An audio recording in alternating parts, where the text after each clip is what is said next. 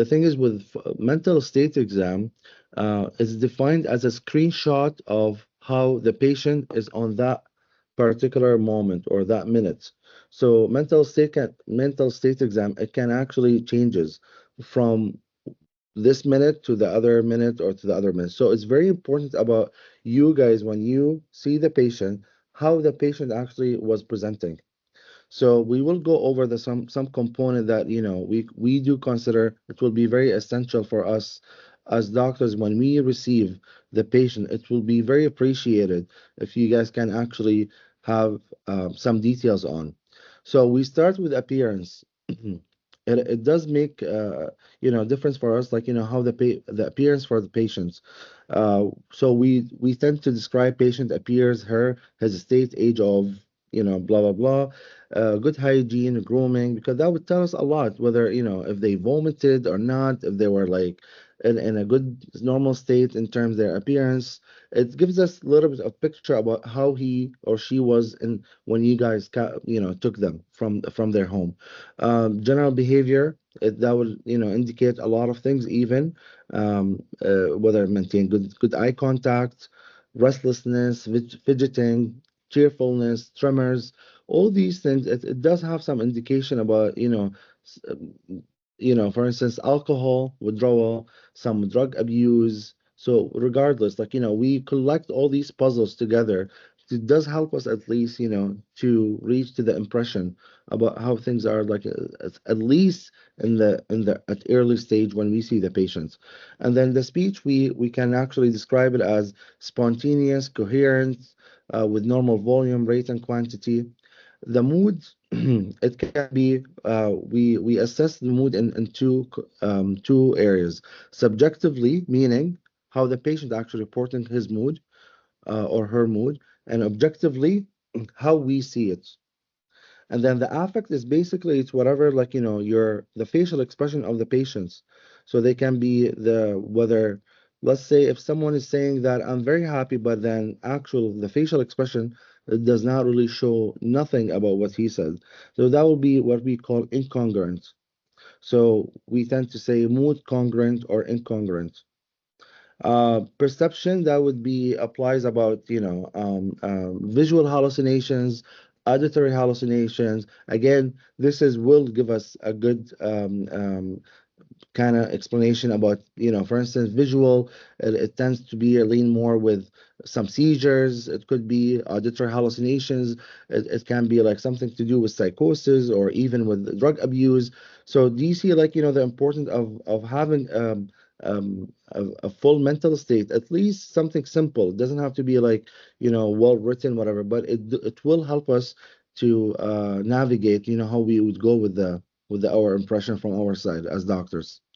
The thought form is just how they perceive, like they talk basically. So for instance, you mentioned bipolar. The bipolar, they tend to be very flight with their ideas, jumping from one topic to topic. So that would give us a good indication as well. Thought content is about all whatever in there, the content of the thoughts itself. So it could be some kind of delusions. And then, nonetheless, very, very, very important thing that we need to assess risk, whether they're suicidal, they want to harm someone. This is something very like essential that it needs to be done. In terms cognitive, there are three components that we focus on: their attention, if they're cooperative, and their orientation. The orientation usually it goes into divided into three things: place, person, and time. um, and I think there's a meaning about why we have it like in this order. Meaning, like when if you do have there's no orientation to your time, that means you lost all your orientation to place and person. Usually, time is the last component losing in your orientation. Insight, we can describe it as lack, partial, full insight. And this can be assessed whether they know what's happening there. Some of them they'll be like, yeah, I do know I have a mental illness. I do, this is something relapse or whatever. It tells you that the patient does have insight. Judgment, about usually what we do. We ask the patient, so in a situation where there's a fire in your house, what would you do? This is something kind of like, assessing how the person is judging things around him. Is there any question for the MSE, for the mental state exam? You would like, anyone has any question?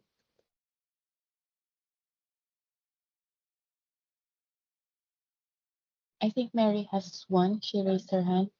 Mary? Yes, good Yes. morning, everyone. Assalamualaikum, Doc. I just Good wanted to morning. ask, Doc, good morning. For the cognitive part, you said we asked the patient if it's related to, if oriented to place, person, and time. Could you Mm-hmm. elaborate on the person? Like, does that mean, do you know who you are, or do you know who you're with? Is that what you mean by person? By person, yeah, no. Thank you. First, we do ask, there's certain types, there's multiple type of question that you could ask. For a person, you could ask, yeah, do you know who you are? Do you know how, for instance, how old are you? Or you can ask even, do you know who I am? Because you did introduce yourself. You could ask even the people that are around her or the around the patients. Do you know who they are, these people? Who do you think I am? From my way of my uniform. Do you think I'm a lawyer? I'm a doctor? I'm a EMS staff? Like, you can different way you can actually judge, assess the person orientations. Okay? Yes, Doc. Thank you so much. Okay, no problem. So we'll go with the so we do have some management, immediate management techniques that it can be, we will focus on the de-escalation, and there's non-pharmacological intervention. De-escalation techniques can be mainly speak calmly. We need to maintain good eye contact, provide simple instruction rather than complex. The non-pharmacological intervention, one of them is a grounding technique. I will leave it for Dr. Ghaida. She will explain that, and we do have a breathing exercises. For de-escalation, it is very important to to keep a composed and steady demeanor to help prevent escalating the patient anxiety, and providing reassurance. It can be actually by using soothing voice and gentle language to let the patient know they are safe. And more importantly, I think the non-threatening posture. It would be better to avoid any sudden movements, keep hands visible, and maintain an open body posture. For example, arm relaxed rather than it's crossed, for instance. So these are very, very, it sounds like, oh yeah, everyone would do that, but in reality, like I've seen, like, where when we get to the scene, I do see like, with all the respect to, I'm not saying, I'm not generalizing, but I've seen that where, some staff, they can actually make things worse for themselves and even for the patient. So these things are very, very important that, to keep calm, reassurance to the patient that things will be fine. You're in safe hand. Will be really good, maneuver at least until things will be clarified further with the doctors. And the grounding, I'll leave it for the, as we said, to Dr. Ghaida, and also validating feelings. I think all of us, we need to focus on how important that to validate their feelings by saying that I can see that you're feeling very anxious right now. You're just by saying that one sentence, you're actually doing half of the job. Encouraging slow breathing, and there are techniques about slow breathing. We will go over that in the next slide. And grounding, as we said, we'll leave it. And we avoid overstimulation. We move to a quiet space if possible. It does happen sometimes, like where you get, you know, 10 family members surrounding the patients, EMS staff, a lot of noises. This is wouldn't be applicable for to manage such a case. You need really to go in a more quiet area. The effective communication to de-escalate, as it mentioned, speak calmly, validate feelings, and then encourage slow breathing. There's something called box breathing, which is we inhale in 4 seconds, we hold in 4 seconds, and exhale in 4 seconds. Also, there's, I think it's coming up. They call it the square breathing, which is the 4-7-8, meaning you 4 seconds you inhale, you hold in 7 seconds, and then you exhale in 8 seconds. So you could use that actually with a patient. We avoid saying, "Oh, calm down," because you're actually making things worse by telling the patient, "Calm down, calm down." This is something that you're telling that it's basically you're turning to the patient, telling that you're in control for this, you're making it, so you need to calm down, which is not true. This is something out of their their power. Something it's due to all these stress and the threat that happened and got activated from the brain. It made them to exhibit all these symptoms. So we really have to watch out about what we say to them. We tend to use more open-ended questions. Um, Now, I think when I was doing the slides, I remember a few things about, I thought it would be worth mentioning. We really need to watch about agitation and, especially with old age patients. The reason being, we do get delirium. Does anyone know what delirium is? Can someone answer me what delirium is?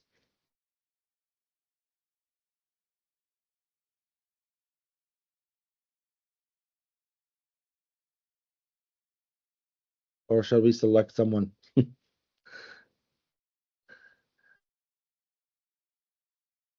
So, can someone define delirium? The I just wanted to say, is it like the thoughts the person has that it's not actually there in the first place? Which one? I'm sorry, say that again. The thoughts the patient has that's not actually there. That's not it's not correct. Like for example, they think that people are following them, but then in reality, no one's following them. So it's like that in the thoughts of that person. Not quite, but we'll see. Who else raised their hand? Can go ahead. Whoever raised their hands first. Yeah, it's me, Munyin. Introduce yourself, please. Yes, hi, good morning, everyone. My name is Munyin or Colette. You can call me Colette. I'm from the mental Oh, health helpline. yes, yes. Hi. Yes, you know me, maybe, doctor. Yes, Yeah. yes, I do. I think for me, delirium is something that is acute only. It's like a sense of confusion. They are not like oriented to where Mm-hmm, they are, to who they are talking to, or sometimes, the time of the day. mm-hmm. And usually this is different from like dementia, wherein this is something Mm-hmm. chronic. So usually Yes, the delirium is caused by something that like something triggered like infection, some kind perfect. of injury like that. Yes, Thank yes. you. So basically, just simply, it's acute confusional state, meaning that it could be as you just mentioned, the underlying causes can be infection, it can be different medical conditions, it could be even alcohol. We don't know, but the reason I brought this up example, because delirium in most of the cases they tend actually. Is there someone else would like to say something? I think Hello. Amir also raised his hand. Yes, go ahead, Amir. Yes, go ahead. Hello, is someone has their speaker on? Does who else would like, is there anyone else would like to contribute? No? I think someone also mentioned in the chat. Mm-hmm. Mr. Hassan mentioned decrease in cognitive capacities leading to confusion. Yes. Yes, exactly. Yes. Thank you. Thank you so much. So the reason, yeah, I was saying that for bringing this up because it will delirium that is very common in old age patients, and it's not even in old age, but they do occur.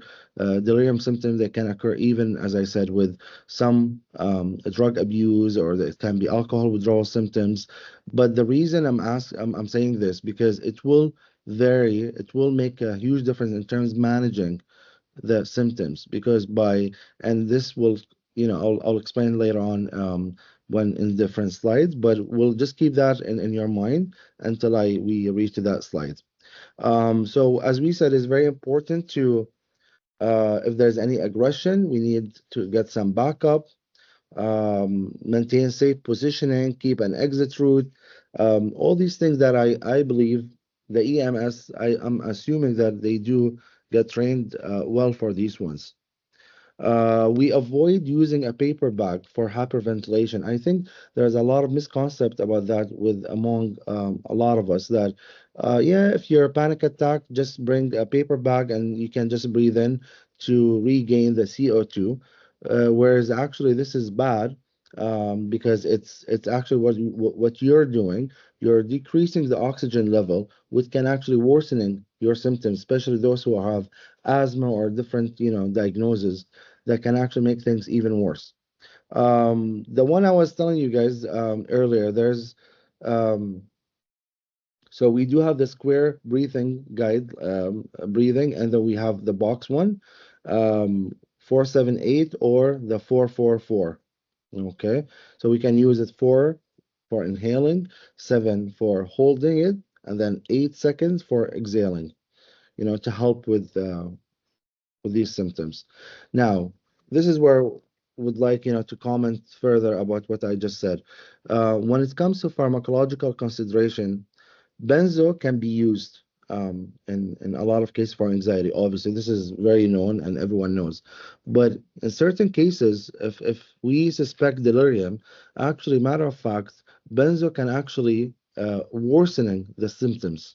So that's why it's very important that we need to gather a good history from the family member. We need to know what's happening, and we shouldn't just, if we had to give medication, we shouldn't just right away give benzo, assuming that benzo is for everything, for all anxiety, because it might actually make the patient more agitated. It does have some paradoxical reaction, meaning that the symptoms will be worsening. So it's very essential, as we said, to gather a good history, to know what's happening with the patient before we determine what we do next.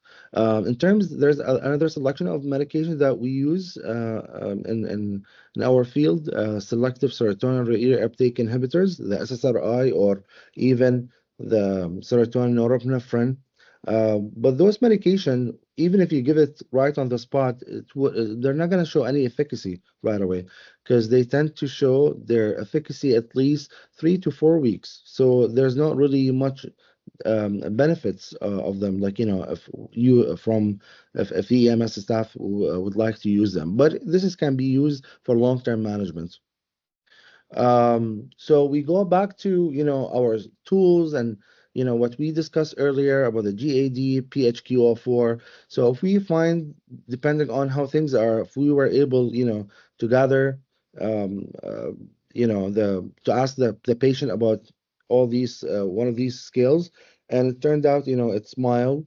So mild, we can go just reassuring breathing techniques that we talked about, and then if it's moderate to severe, we do consider to transport to hospital, which is very for further assessment, whether by ED doctor or even psychiatry.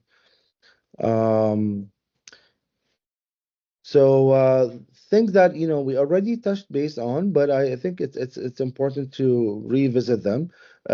If these are like we need to recognize when anxiety requires medical care. For instance, this persists despite calming techniques. If you see someone that yes, he did everything but is still persisting, then yes, we will need to somehow the patient needs to be taken care of by further by our medical doctors. Suicidal thoughts, first time severe anxiety or substance use concern, they will need further assessment. So this is all it requires us to for transportation to hospital. This is just quick summary. Anxiety disorder are common, very manageable. The earlier the better to recognize them to avoid any consequences.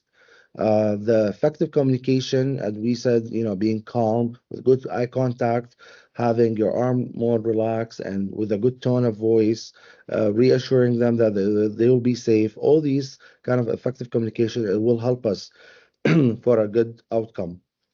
Ruling out um, medical emergencies is, I can, and put a million lines under that. Very, very essential. And we did go through that. Very important not to underestimate their anxiety symptoms. And this is something that we said.